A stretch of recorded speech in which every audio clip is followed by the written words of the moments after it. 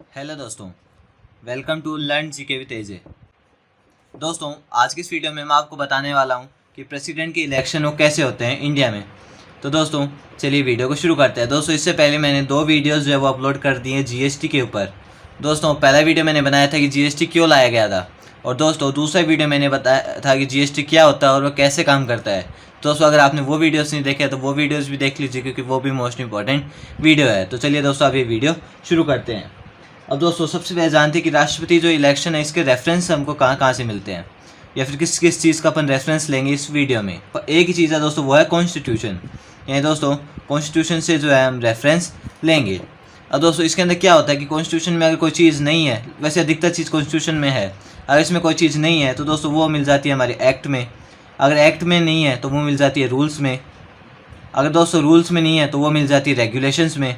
तो दोस्तों ओवरऑल क्या होता है कि सारी चीज़ें जो है किसी न किसी के अंदर मिल जाती है। तो दोस्तों कॉन्स्टिट्यूशन के जो है पार्ट 5 में, जो कि दोस्तों आर्टिकल 52 से आर्टिकल 151 तक है, दोस्तों उसके अंदर क्या है, यूनियन के बारे में बताया गया है।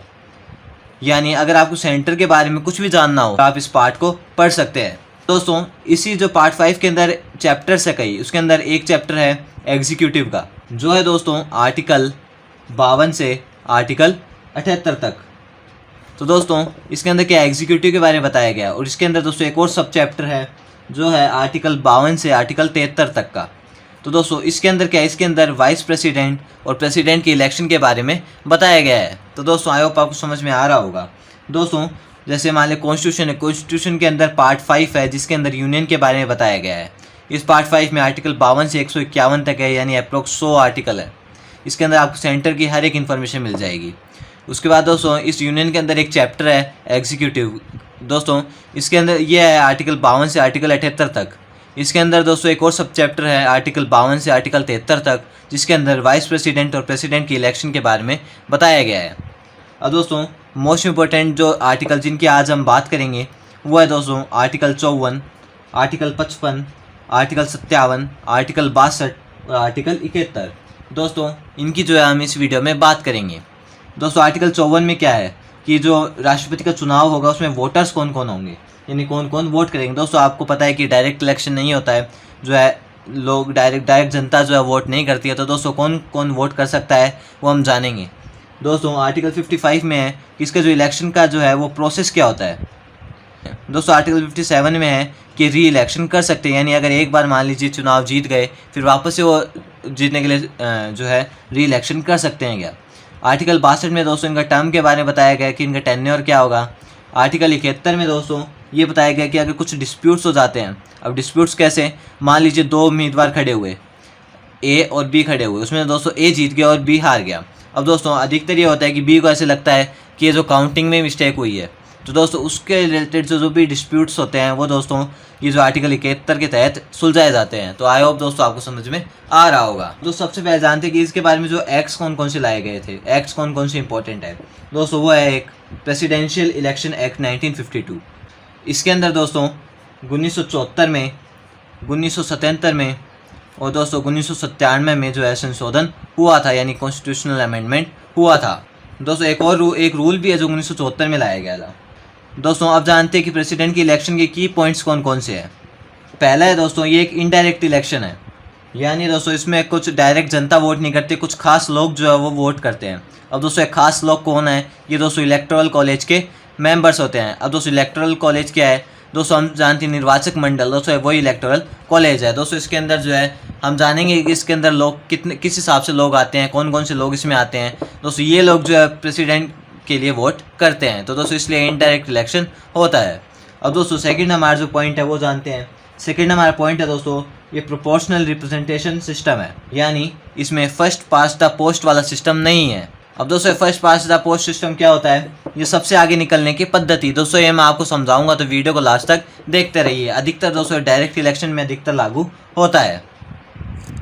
एक दोस्तों है सिंगल ट्रांसफरेबल वोट सिस्टम है, और दोस्तों एक और लास्ट पॉइंट है कि ये फेडरल प्रिंसिपल पे काम करता है। दोस्तों जैसे यूके जो है, इंग्लैंड जो है वो यूनियन कंट्री है, यूएस जो है वो फेडरेशन पे काम करती है। और दोस्तों इंडिया जो है उसको काजी फेडरल कंट्री बोलते हैं। अब दोस्तों फेडरल कंट्री क्या होती है, यूनियन कंट्री क्या होती है, वो मैंने पहले की वीडियोस में बताया है। अगर दोस्तों आपने वो वीडियोस नहीं देखे हैं तो वो भी देख लीजिए।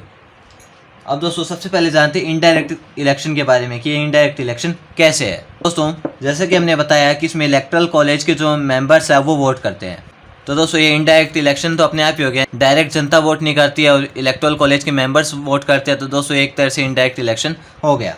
अब दोस्तों सबसे पहले जानते हैं डायरेक्ट इलेक्शन कौन कौन से होते हैं। आपको एक एग्जांपल के तौर पे मैं आपको बता रहा हूँ और दोस्तों हम जानेंगे कि इनडायरेक्ट इलेक्शन और कौन कौन से होते हैं।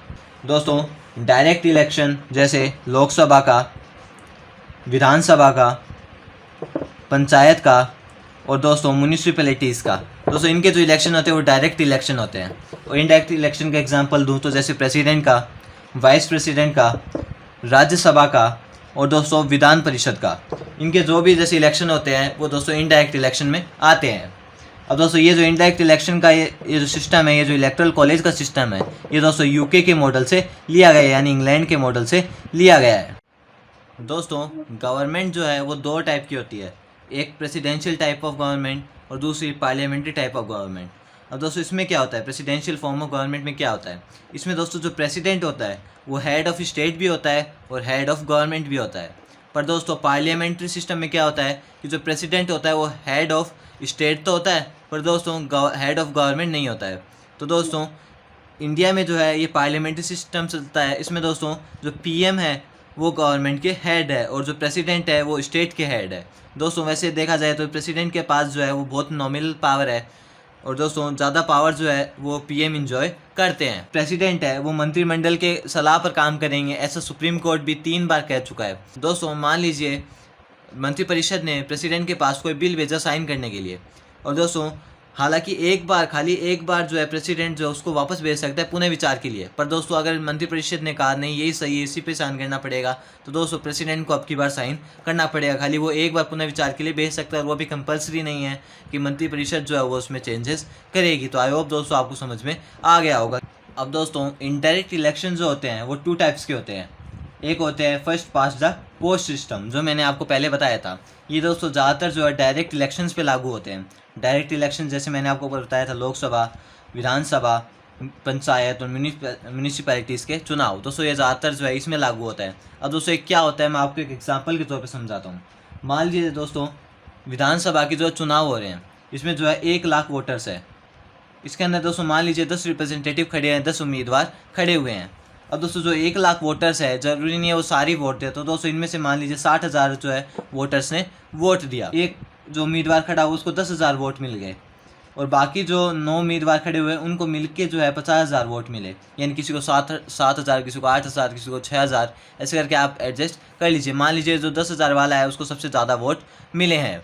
तो दोस्तों अब क्या होगा कि ये जो 10,000 वोट वाला जो एक पहला नंबर वाला जो बंदा है वो जो है एमएलए बन जाएगा। ये होता है दोस्तों first past the post system में। अब दोस्तों ये होता है डायरेक्ट इलेक्शन में ज़्यादातर लागू होता है, बहुत बार हमने देखा है, बहुत चुनावों में देखा है।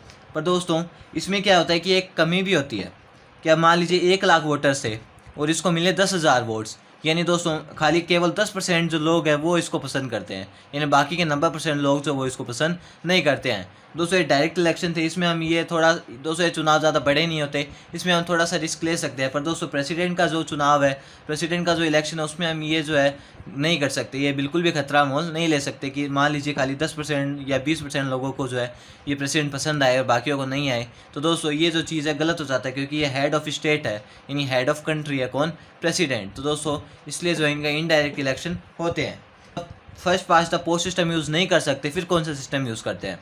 तो दोस्तों इसमें यूज़ करते हैं प्रोपोर्शनल रिप्रेजेंटेशन सिस्टम।